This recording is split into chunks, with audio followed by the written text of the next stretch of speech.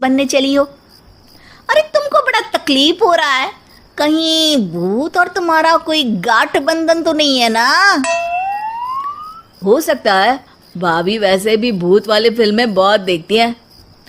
अरे देखो, मिलके भूत से लड़ने का है, आपस में ऐसे ना ही लड़ने का। रात को लक्ष्मी भूत के इंतजार में छत पर जाकर सो जाती है। सबको लगता है कि आज तो भूत पकड़ में आ ही जाएगा। आधी रात तक कोई हलचल नहीं होती। तभी अचानक किचन में एक बर्तन गिरता है। माँ जी, बाबूजी और लक्ष्मी किचन में आते हैं। लगता है भूत को पता चल गया कि लक्ष्मी ऊपर सो रही है, इसीलिए रसोई में आया था। या हो सकता है कि आपकी बहू ने भूत को बता दिया हो। अरे हमारी बहू पे शक मत करो, क्या वो चुड़ैलों के खानदान से है तो नहीं, पर उसके मायके वाले कम भी नहीं है जी। अब मैं ना कल किचन में सोएगी, यहाँ भूत आया तो पकड़ लेगी। हाँ, पर ये बात किसी को बताना मत या जोर से बोलना भी मत, वरना भूत को पता चल जाएगा। अरे नहीं जी, सबको बताना पड़ेगा, सबको पता होना चाहिए। बाबूजी को तब लक्ष्मी की बातें समझ नहीं आती। अगली सुबह अपन को तो भूत नहीं मिला, बड़ी तेज बन रही थी कल, जैसे भूत को पकड़ ही लेगी। अरे तुम्हें ने बताया होगा। हाँ, भूत का तो व्हाट्सएप नंबर है ना मेरे पास, कुछ भी बोल रही हो। सारा घर वहां इकट्ठा हो जाता है। छत पे तो भूत नहीं था, किचन में आवाज हुई थी कल, तो आज मैं किचन में सोएगी। लेकिन लक्ष्मी किचन का बोल के आज भी छत पर ही जाती है और कई दिनों से सूखी पड़ी एक सीमेंट की खाली पानी की टंकी में बैठ जाती है। माँ और बाबूजी को लगता है कि आज किचन से जरूर भूत निकलेगा। है हनुमान जी, लोग बोलते हैं कि भूत भगा दो, मैं बोल रही हूँ कि भूत बुला दो, आज तो पकड़ ही लेगी मैं। थोड़ी देर में बाबूजी और माँ को छत से ढम ढम की आवाज आती है। आ गया, ऊपर है, किचन में नहीं आया, ये तो बड़ा स्मार्ट भूत है। तभी लक्ष्मी की नजर अंधेरे में चल रही एक लाइट पर पड़ती है, जो कभी छत की इस तरफ तो कभी उस तरफ हो रही है। लक्ष्मी टंकी में बैठे बैठे एक बॉम्ब निकालती है और छत के बीचों बीच फेंक देती है।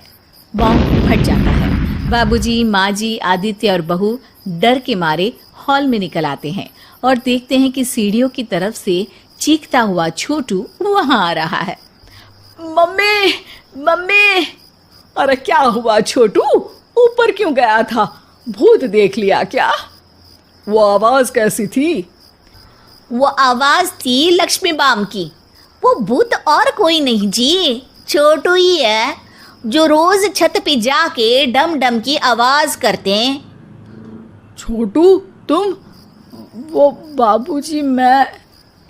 अरे छोटू जी किसी से बात करते हैं फोन पे, अंधेरे में छोटू जी तो नहीं दिखते, पर फोन की लाइट दिखती है और इनके पाँव की आवाज से ही डम डम डम की आवाज आती है।